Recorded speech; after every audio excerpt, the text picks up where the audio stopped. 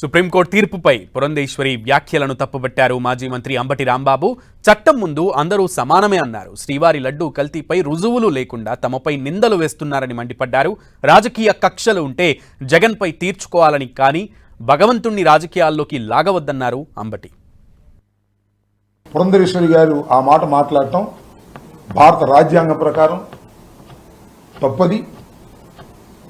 Supreme court ముందు ఎవరైనా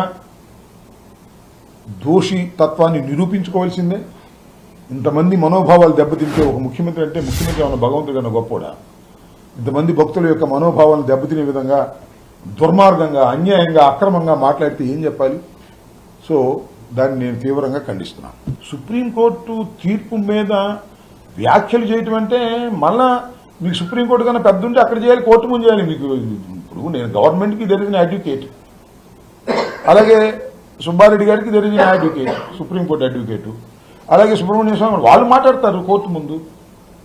ఆ కోర్టు ఇప్పుడు supreme court is the superior body ఇండియాలో. దానికి అప్పీల్ లేదు. హైకోర్టు మీద సుప్రీంకోర్టుకి వెళ్ళొచ్చు. సుప్రీంకోర్టు మీద మళ్ళీ నాకు తెలియదు, ఏమైనా ఫుల్ బెంచ్కి వెళ్ళొచ్చు వెళ్ళవో తెలియదు నాకు. అట్లా నువ్వు వెళ్లాల్సిందే తప్ప వ్యాఖ్యలు చేయటం అనేది మీ ఇష్టం, దాన్ని ప్రతిఫలం అనుభవిస్తారు.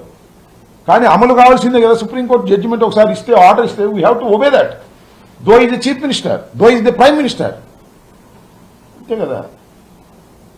అంటే సుప్రీంకోర్టు, హైకోర్టు ఇవి కూడా లేకపోతే మమ్మల్ని ఎన్నో అడుగునేవాళ్ళు వీళ్ళు అధికారంతో.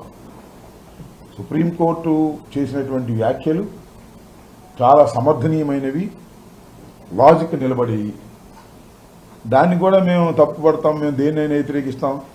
సుప్రీంకోర్టు చెప్పినా కూడా మేము వినం, దానిలో కొవ్వు కలిసినట్టే అని మీరంటే ఏం చెప్పాలి?